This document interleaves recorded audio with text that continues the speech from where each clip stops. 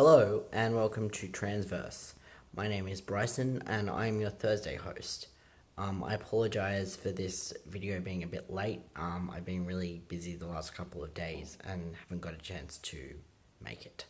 So apologies for that. This week's topic is binder safety and care.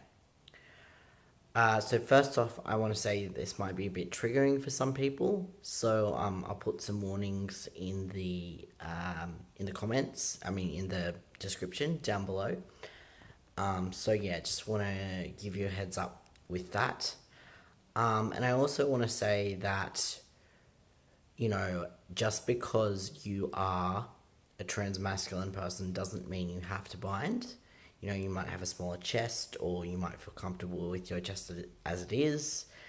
And it doesn't make you any less trans if you don't bind. I just wanted to put that out there. So first off, what is binding? Just in case you're completely new to the concept. Binding is when a person assigned female at birth who does not have a male chest wears something tight on their chest to make their chest flat so as to appear more masculine. Now, there are a number of materials people have used for binding, but many of them are very unadvisable to use. So there's a lot of depictions of transmasculine people using bandages or tape or things like that to bind. Now the problem with that is that those things are not designed to be worn on a moving body. If you think about it, they're designed literally to keep things still or to keep things from moving too much. So the problem with binding with bandages or tape is that they can actually restrict your movement or your breathing. So it's really, really, really important not to bind with those things. Now, I just do want to acknowledge that sometimes you have no other choice. If your dysphoria is that bad that you can't do anything without binding and you don't have access to a proper binder, sometimes you have no other choice. I think that in a lot of discussions about binding, that isn't acknowledged, and I think that's a problem because I think it's important to avoid making people feel bad about their choices, when they're already in a really vulnerable position. To avoid making people feel bad when they're already in a vulnerable position.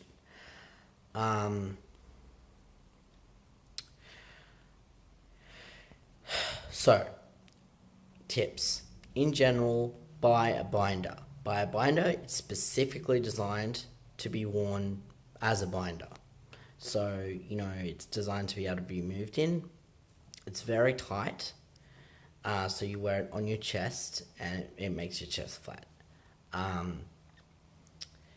It's recommended that you don't wear it for more than 8 hours a day and that you take breaks.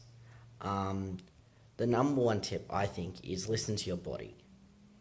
Everyone's different.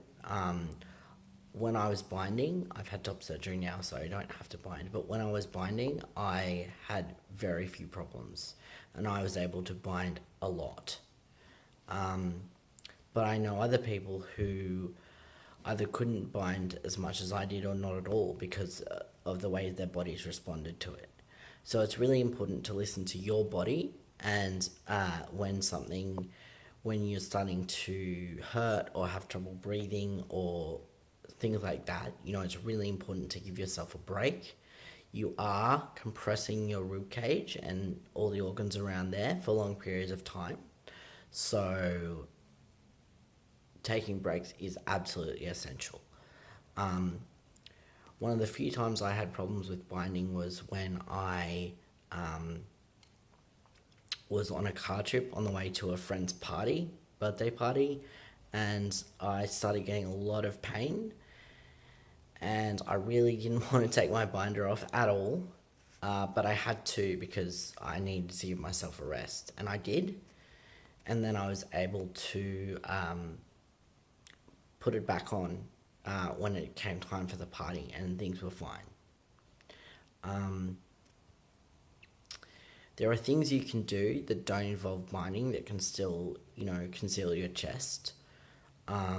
You can wear, if you're very lucky to be small chested, you can wear tight shirts. Maybe you can wear compression shirts. They don't work if you have a bigger chest. Or you can wear crop tops. I have a friend who has a smaller chest, and they use crop tops, which work really well and also are a lot cheaper than binders, because binders tend to be relatively expensive.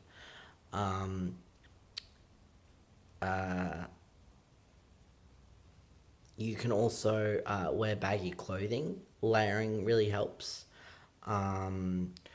Or wearing checked shirts or striped shirts with vertical stripes helps. And so those are some other ways that you can make your chest flatter or your chest look flatter without using a binder if you can't bind or you don't have a binder.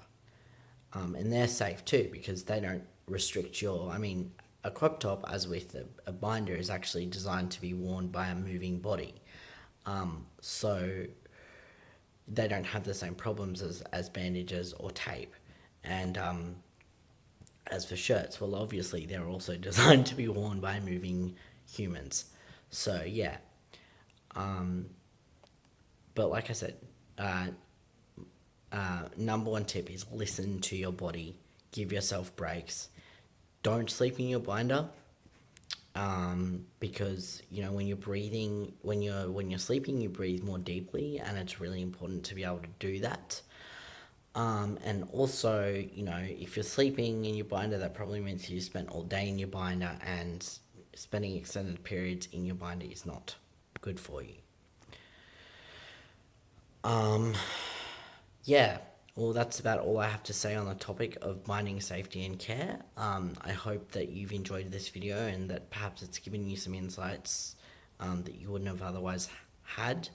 I'm sorry this video is a little bit late, and until next time, I hope you stay safe and well. Alright, bye.